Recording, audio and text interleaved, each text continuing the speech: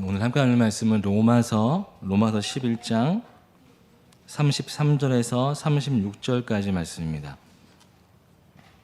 로마서 11장 33절에서 36절. 저희 함께 교독하시고 마지막 절은 합독하도록 하겠습니다. 33절부터 36절까지 말씀입니다. 깊도다 하나님의 지혜와 지식에 풍성하며 그의 판단은 헤아리지 못할 것이며 그의 길은 찾지 못할 것이로다.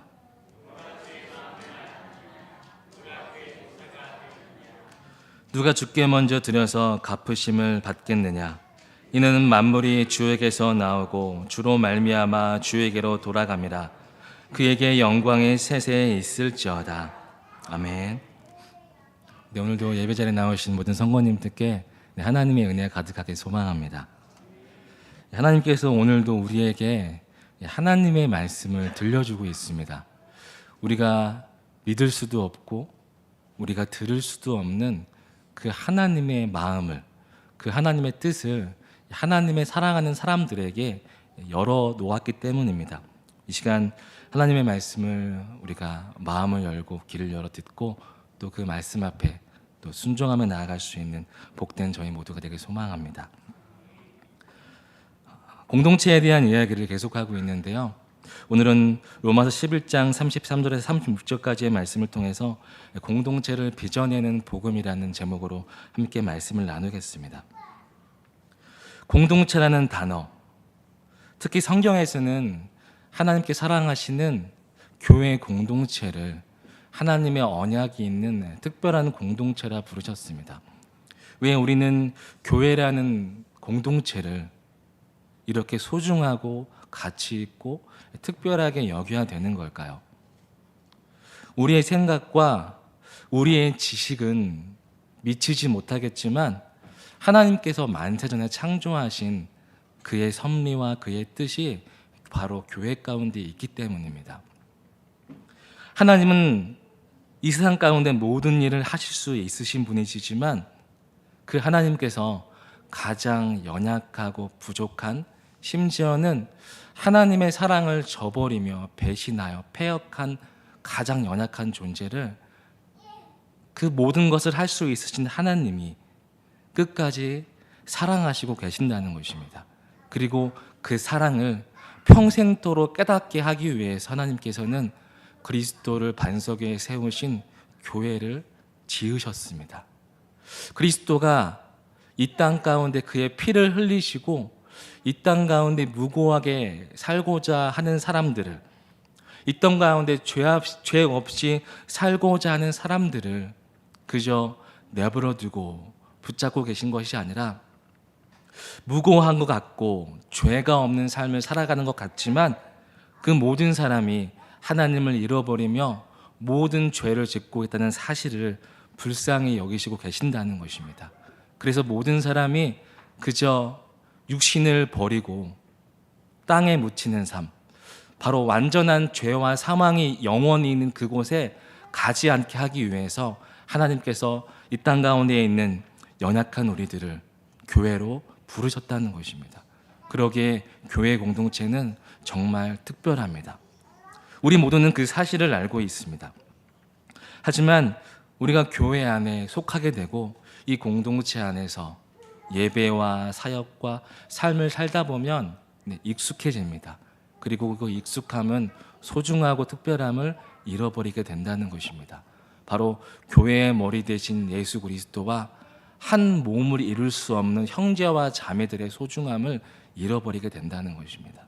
바로 주님을 알지 못했던, 주님을 만나지 못했던 전의 삶으로 돌아가게 되어버립니다. 몸은 교회 공동체 안에 있지만, 소속은 교회 공동체 안에 있지만 우리들의 마음과 가치가 자꾸 옛사람으로, 옛사람의 모습으로 다시금 돌아가게 된다는 것입니다.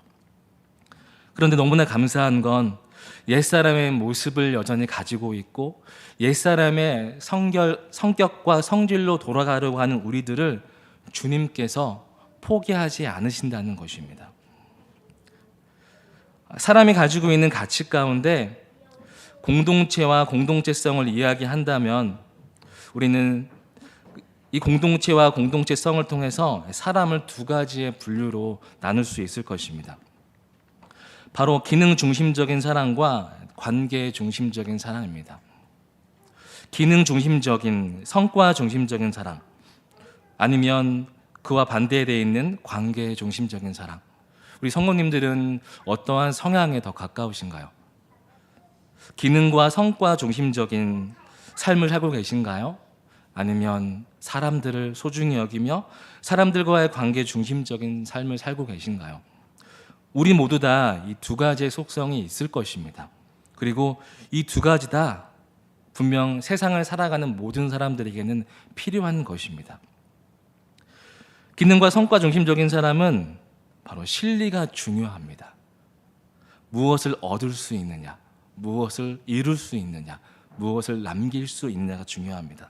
하지만 관계 중심적인 사랑은 세상의 다른 가치들을 잃어버린다 할지라도 의리가 중요합니다. 사람이 중요한 것입니다. 기능 중심적인 사람은 실리가 중요하다 보니 상대적으로 사람의 존재에 대한 가치를 온전히 평가하지 못하게 될 때가 참 많이 있습니다. 하나님께서 지으신 사람이라는 존재, 천부 인권으로 그 인권이 주어지는 하나님의 형상을 닮은 피조물로 주어진 존재 자체만으로 소중한 하나님의 형상인 사람에 대해서 온전한 가치를 잃어버리게 됩니다. 왜냐하면 실리가 더 중요하기 때문입니다. 사람 존재 자체에 대해서 존중하지 못하고 그 사람이 가지고 있는 기능, 그 사람이 낼 수 있는 성과가 더 중요하기 때문입니다. 그렇게 실리가 중요하다 보면 기능과 성과 중심적인 사랑은 결국에는 이기적이고 자기 중심적인, 개인 중심적인 삶을 살아가는 경우가 더 많습니다. 반대로 관계 중심적인 사람은 그 사람의 존재에 대한 존중을 가지고 있다 보니 반대로 다른 것들에 대한 가치들을 잃어버리게 된다는 것입니다. 지금 당장 필요한 삶의 필요들, 지금 당장 이겨낼 수 있는 어려움들을 당장 빨리 많이 이겨내고 가지지 못하고 조금 더 힘들고 어렵고 때로는 누군가에게 더 많은 고통과 고난을, 배신을 당하게도 된다는 것입니다. 세상이라는 인생 속에서 성공이라는 깃발을 빨리 잡기 위해서는 많은 사람들은 이렇게 얘기합니다. 관계 중심적인 사람보다는 기능 중심적이고 성과 중심적인 삶을 살라고 말합니다. 주변에 사랑하는 사람들을 다 챙기기보다는 먼저 너를 위해 살고 너의 삶이 풍요로워지고 너의 삶이 여유가 생기면 그때 다른 사람을 챙기라고 말을 합니다. 어떠한 삶이 올바른 삶인지, 어떠한 삶이 세상의 성공에 가까운 삶인지 우리는 어느 정도 알고 있습니다. 공동체 안에서 우리에게 주어진 목적과 방향성이라는 것을 생각한다면 기능 중심적인 사랑은 분명히 자신 중심적인 사람이 될 수밖에 없습니다. 그러기에 공동체성을 쉽게 무너뜨릴 수밖에 없습니다. 한 방향, 한 목적성이 아니라 자기 개인이 더 중요하기 때문입니다. 그리고 자신의 만족을 위해서 보다 더 빨리, 보다 더 많은 것을 이루려 하고 가지려 합니다. 그러다 보니 관계 중심적인 공동체를 소중히 여기는 사람들이 함께 모두 연합하여 나가는 것에 대해서 동의를 할 수 없게 됩니다. 함께 가는 것이 중요한 것이 아니라, 모두 같이 가는 것이 중요한 것이 아니라, 연합하는 것이 중요한 것이 아니라 지금 빨리 실리, 뭔가 소득을 내고 뭔가 창출을 해야 되기 때문입니다. 사실 세상을 살아가는 우리들의 삶 가운데서 이 둘 중에 어느 것이 좋고 나쁘다고 말하기는 참 어렵습니다. 칼럼 물베기 하듯 정확하게 흑과 백을 우리는 정의 내릴 수는 없습니다. 그러나 공동체라는 단어, 성경에서 말씀하시는 공동체성에 대해서 우리가 이야기를 논한다면 분명 기능과 성과 중심적인 사람보다는 관계 중심적인 사람을 하나님께서 기뻐하시고 원하신다는 것입니다. 하나님께서는 삼위의 하나님이 함께 계시고 각 육격의 하나님이 관계를 맺으시면서 그 하나님이 공동체로 역사하십니다. 그리고 공동체로 역사하시는 그 하나님은 사람을 창조하시고 사람이 홀로 사는 것이 아니라 또 다른 공동체를 이루어서 그 공동체를 통해서 하나님 나라를 이루어가라고 말씀해 주십니다. 바로 하나님 나라를 이루어 간다는 것, 그것은 혼자 이루는 것이 아니라 함께 합력하여 하나님의 뜻을 이루어 간다는 것입니다. 그래서 두 가지의 관점 가운데 하나님께서는 공동체 중심적인 삶을 살아가라고 하나님의 백성들에게 말씀해 주시고 있다는 것입니다. 기능 중심적이고 성과 중심적인 사람이라고 두 가지 분류 중에 한 가지 분류를 했지만, 이 분류를 우리가 다른 단어로 표현한다면 자기 중심적인 사람이라고 말할 수 있을 것입니다. 나 자신 중심적인 사람과 공동체 중심적인 사람. 교회 안에 있는 우리들을 분명 우리는 이렇게 나눌 수 있습니다. 하지만 우리들의 내면의 모든 중심을, 또 우리가 살아가는 모든 모습을 살펴본다면 완전히 공동체 중심적으로 살아가는 사람은 아무도 없습니다. 바로 우리가 공동체의 시작인 하나님과 어느 정도 등을 돌리고 거리를 두는 삶을 살려고 하기 때문입니다.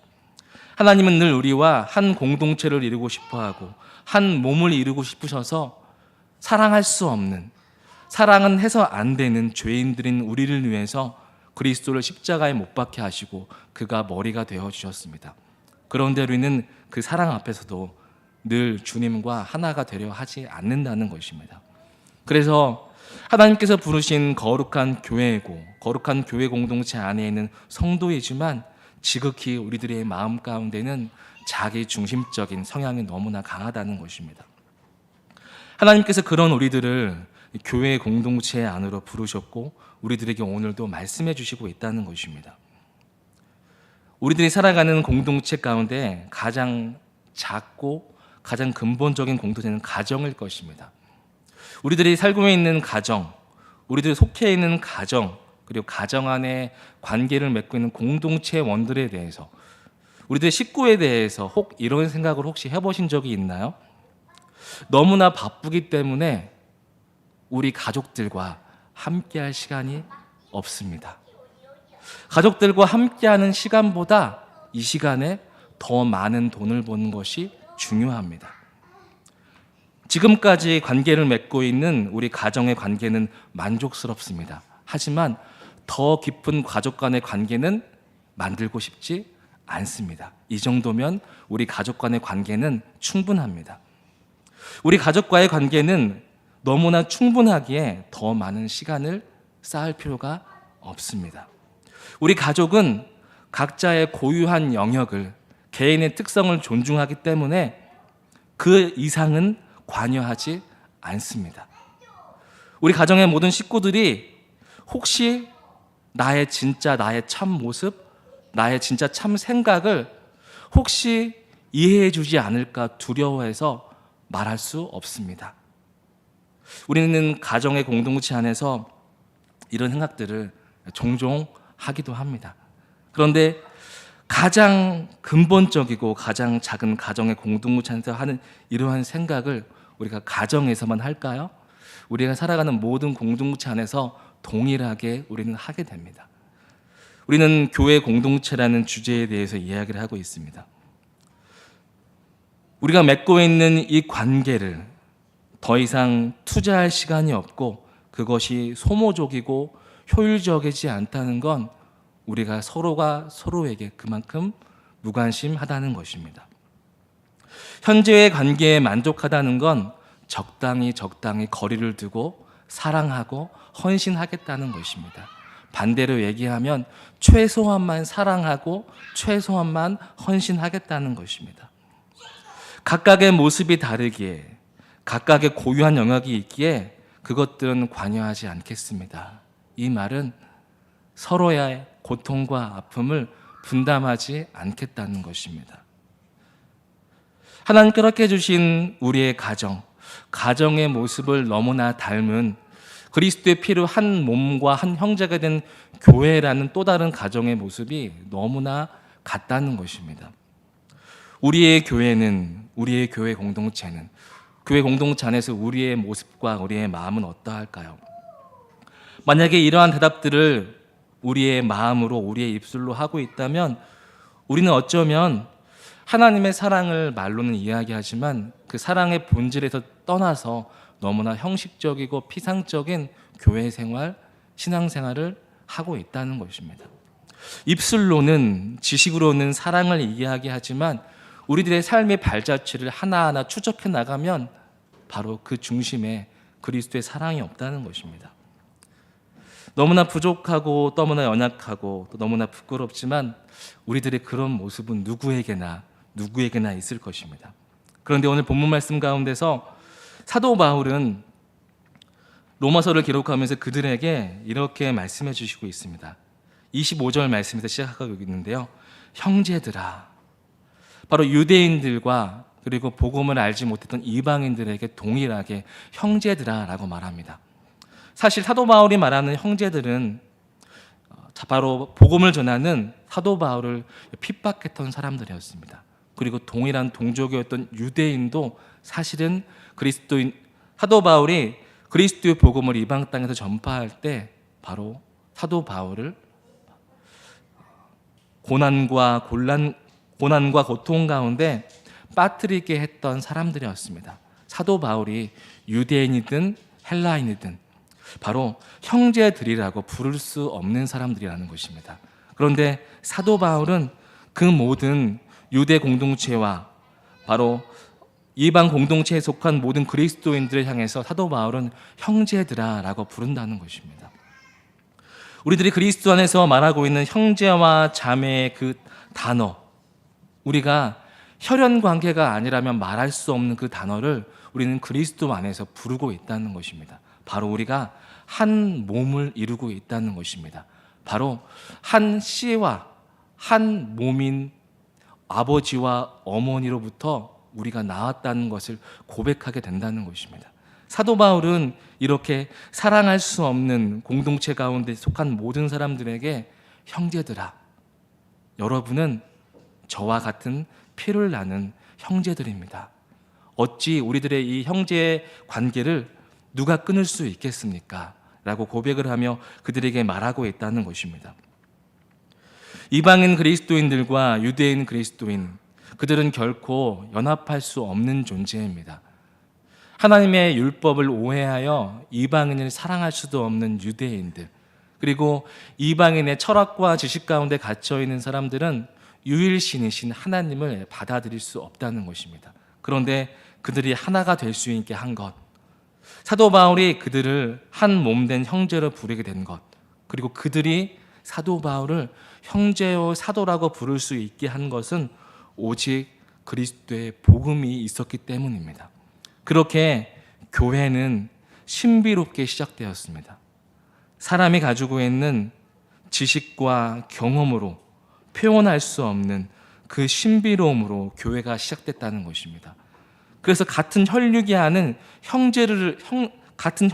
사람들을 형제라 부르며 그 형제의 생명을 지키기 위해서 서로가 헌신하며 나아가는 공동체가 교회라고 말씀해 주신다는 것입니다. 성경은 이렇게 우리에게 그리스도의 신비를 자주 말씀해 주시고 있습니다. 신비로운 것과 비밀스러운 것, 성경에는 종종 이 단어를 겸해 사용하고 있는데요. 우리가 쉽게 사용하는 비밀이라는 단어는 눈에는 보이지 않지만 존재하는 것입니다. 바로 감춰져 있기 때문에 보이지 않는 것입니다. 하지만 하나님께서 성경에서 말씀하시는 신비라고 기록되어 있는, 때로는 비밀이라고 말씀하시고 있는 신비라는 단어는 눈에는 보이지만, 눈에는 펼쳐져 있지만 그것을 바라보지 못하고 믿지 못하는 것입니다. 하나님께서는 우리들에게 이렇게 하나님의 구원의 신비로운 일들을 우리 삶 가운데서 펼쳐 보이시고 우리가 경험할 수 있게 하신다는 것입니다. 하지만 하나님의 사랑을 잃어버린 우리들은 그 하나님의 신비로움을 너무나 쉽게 놓쳐버리고 깨닫지 못한다는 것입니다.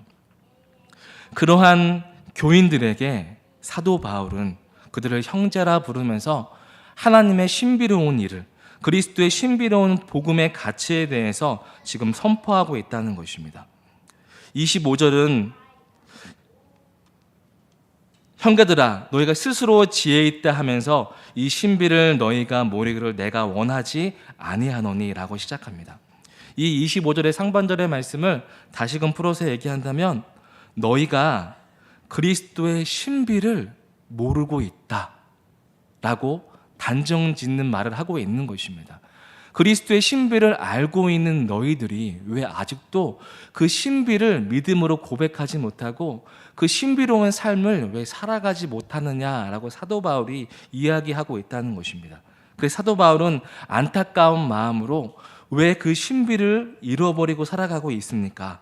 그 신비를 알기를 원합니다라고 이야기를 합니다.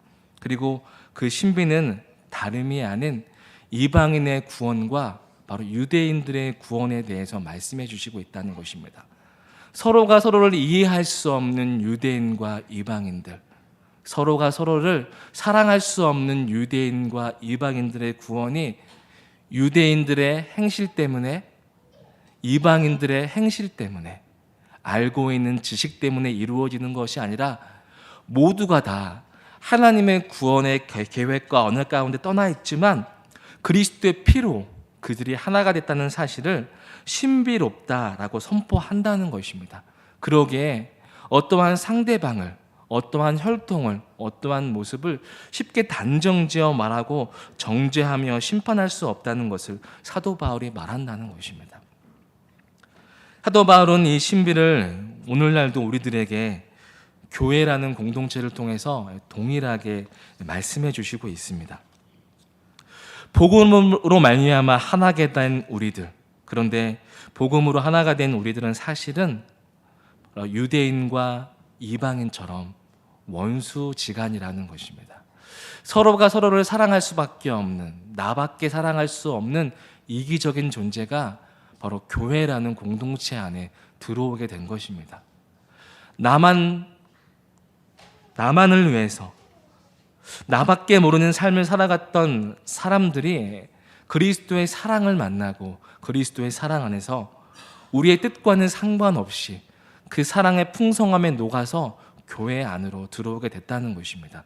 그런데 공동체 안에서 우리가 오랜 시간 동안 여러 가지의 모습을 서로 바라보니 좋은 것만 보이는 것이 아니라 연약하고 부족한 것들도 보이게 되어 있다는 것입니다.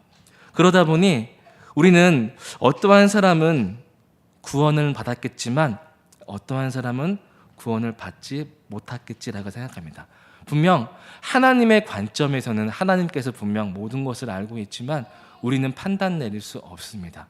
우리의 생에 마치는 그 순간까지 하나님께서는 하나님의 택한 백성들을 구원해 내시기 때문입니다.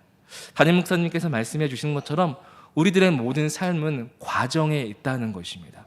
하나님께서 그리스도를 십자가에 못 박게 하시고 그 피로 우리를 구원하시고 우리를 교회 공동체 가운데 불렀습니다.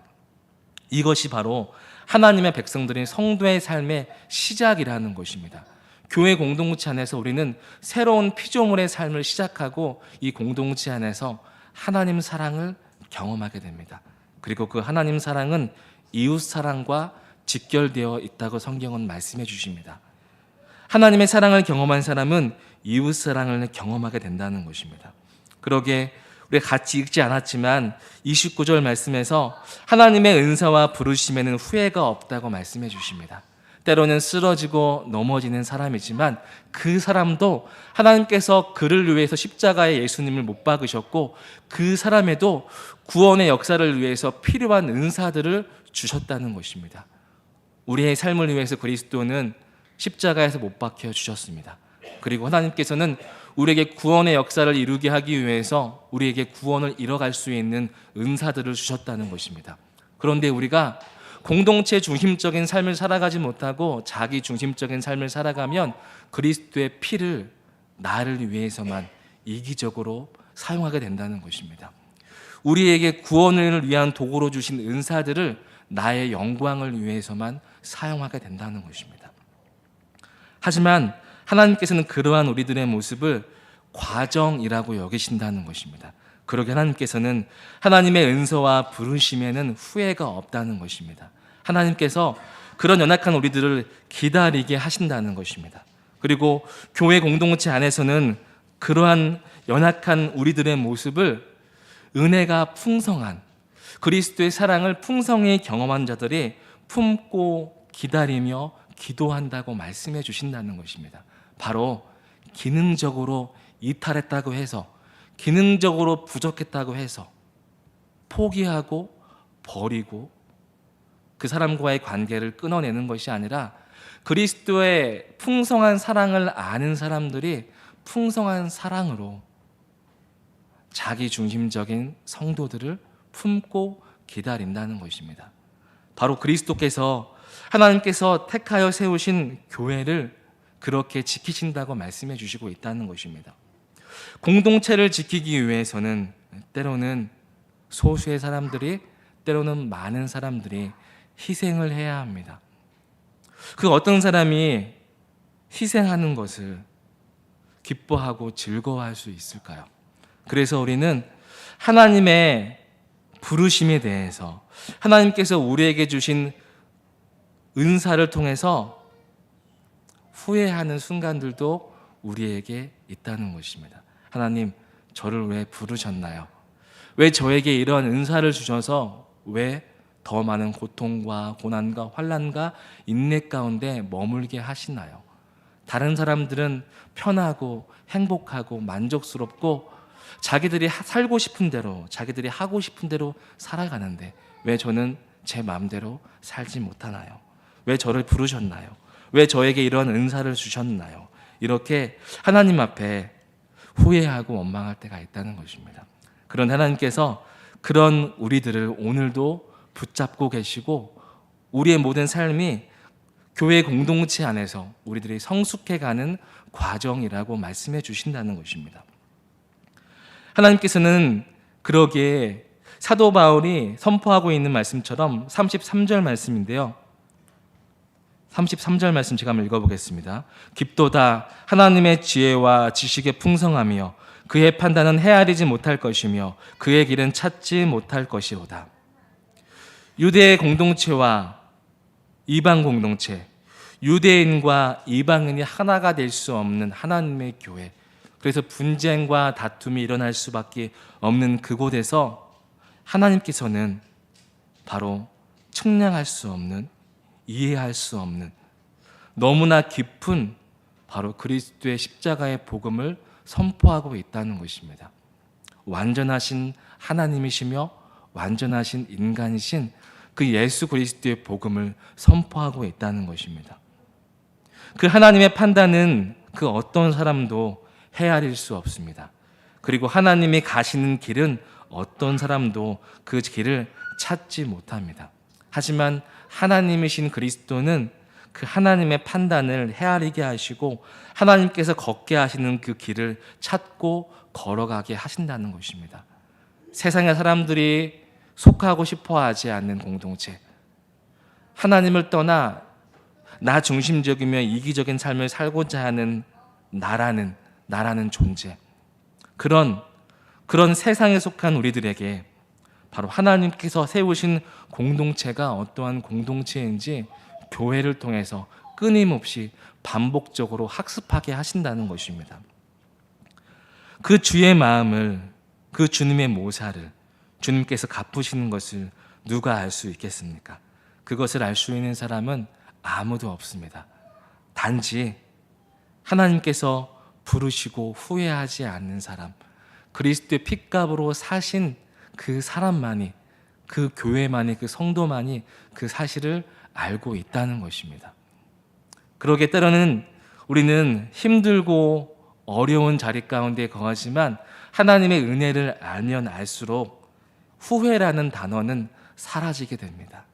힘듦과 고통과 아픔과 인내가 필요하지만 하나님을 믿은 것, 하나님께서 보내주신 교회, 하나님께 허락해 주신 삶, 모든 것이 하나님의 은혜입니다. 하나님께서 허락해 주신 측량할 수 없는 그 사랑을 알 때 우리는 바로 하나님의 마음을 조금씩 알 수 있게 되고 하나님께서 행하시는 신비로운 모사들을 알 수 있게 되고 그 하나님의 길들의 자리 가운데 우리가 설 수 있게 된다는 것입니다. 말씀을 맺겠습니다. 성경은 분명 하나님께서 한 사람 한 사람을 구원하신다고 말씀하십니다. 우리들의 구원은 하나님과 1대1의 구원입니다. 그런데 하나님께서 그런 사람을 홀로 내버려 두신 것이 아니라 공동체에 부르시고 서로가 서로를 바라보며 그리스도의 사랑을 경험하며 훈련하라고 공동체란 교회를 특별히 세워주셨습니다. 그래서 공동체의 머리가 사람이 아니라 그리스도라고 말씀해 주신다는 것입니다. 때로는 기능적인 모습을 바라본다면, 성과적인 모습을 바라본다면 우리는 쉽게 낙심하고 좌절하며 서로가 서로를 불신하게 될 것입니다. 하지만 우리를 부르신 그분이 사람의 기능을 따라서 부르신 것이 아니라 그리스도의 선택하심으로 그의 핏값으로 우리를 부르셨다는 것입니다. 그리스도께서 하나님께서 포기하지 않으시는 그 사랑을 어떻게 하나님의 형제와 자매들이 그 사랑을 먼저 포기할 수 있을까요?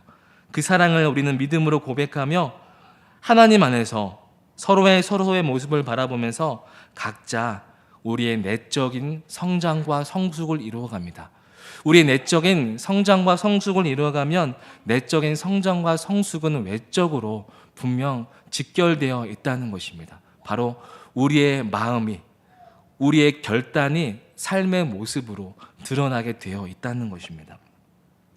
할례자나 무할례자나 그리스도 안에서 우리가 서로 사랑할 수 있게 된다는 것입니다.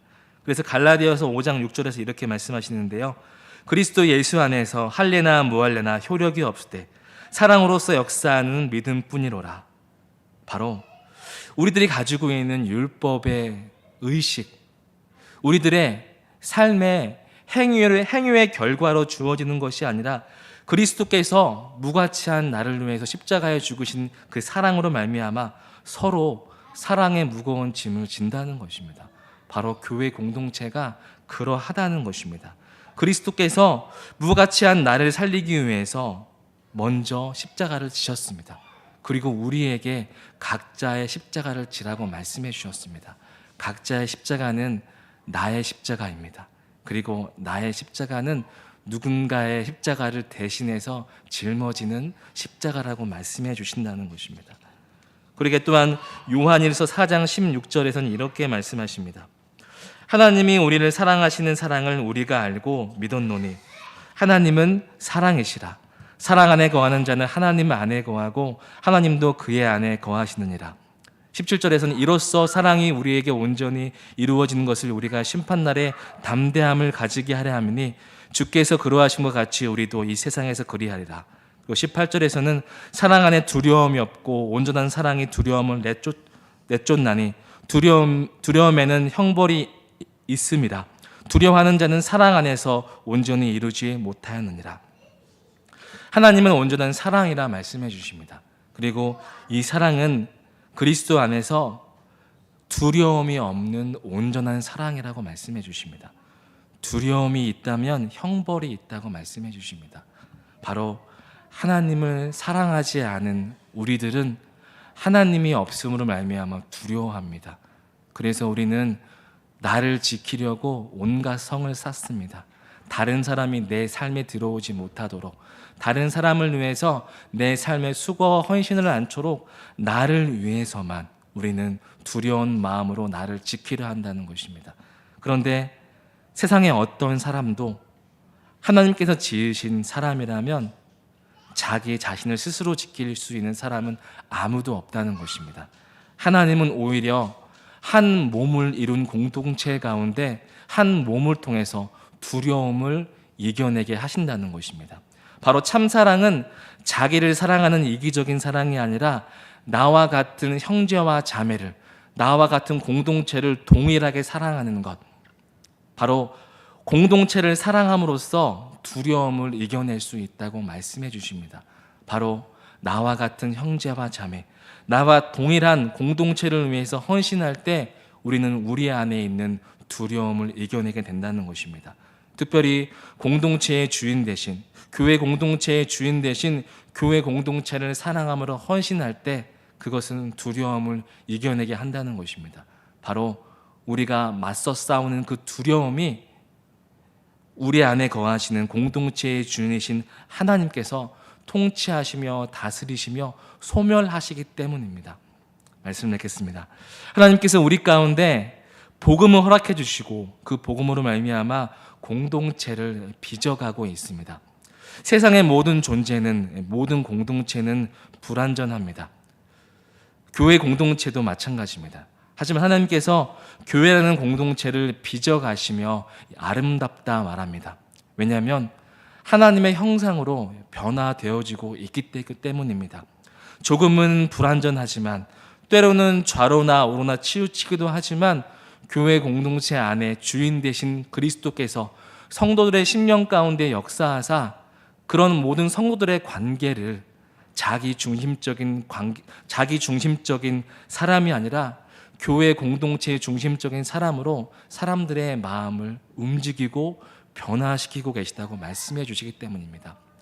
변할 수 없는 존재가 변화하고 하나님을 사랑할 수 없는 공동체가 하나님을 사랑하여 하나님의 형상과 나라로 만들어지는 것, 그러게 하나님께서는 교회를 아름답다라고 말씀해 주십니다. 오늘 우리가 이 사실을 기억하고 우리 안에 불완전함과 우리 안에 부족함이 있지만 하나님께서 오늘도 우리를 사랑하시고 오늘 우리를 영진교회로 부르셨음을 믿음으로 고백하며 우리 공동체를 사람의 생각과 판단에 우리의 마음과 중심을 잊어버리고 속아 넘어가지 아니하고 복음으로만, 그리스도의 피로 허락해 주신 그 복음으로만 공동체를 빚어낼 수 있는, 만들어갈 수 있는 우리 모두가 되길 소망합니다. 기도하시겠습니다. 살아계신 주님 감사합니다. 하나님, 오늘도 주님께서 우리에게 하나님의 거룩한 교회 공동체에 한 몸으로 부르셔서 주님의 귀한 교회 공동체를 아름답게 빚어가시니 감사합니다. 하나님, 우리가 어찌 아름답다라고 말씀하시는 교회의 한 몸이 될 수 있습니까? 하나님, 우리는 그러한 이름으로 불릴 수 없는 자들입니다. 하지만 주님께서 영원 전에 우리를 사랑하시고 지금도 사랑하시며 영원토록 우리를 사랑하시기에 우리를 부르셨기에 하나님, 우리가 교회로 존재하게 하시니 감사합니다. 하나님, 우리의 이름을 나타내는 자가 되지 말게 해주시고 우리가 교회라는 사실을 고백하며 교회를 증거하며 교회를 세우기에 부족함이 없도록 하나님, 우리들의 연약함과 우리들의 모짐을 복음으로 다져 주시옵소서. 그리스도의 핏값으로 빚어 주시옵소서. 주님께서 보시기에 가장 아름다운 하나님 영진교회의 모습으로 날마다 세워지길 소망합니다. 하나님, 은혜를 베풀어 주시고 하나님 인도해 주시옵소서. 살아계신 예수님의 이름으로 기도드립니다. 아멘. 이제는 우리 주 예수 그리스도의 은혜와 하나님 아버지의 무궁한 사랑과 성령 하나님의 내주하심과 교통하심이 하나님의 꿈과 하나님의 소망이 있는 이 영진교회 가운데 주님의 뜻과 소망을 따라 주님의 마음을 알아 한 몸을 이루고 주님 앞에 온전히 한 공동체로 한 교회로 서기를 다짐하며 작정하는 모든 성도들 가운데 영원히 함께 있을지어다. 아멘.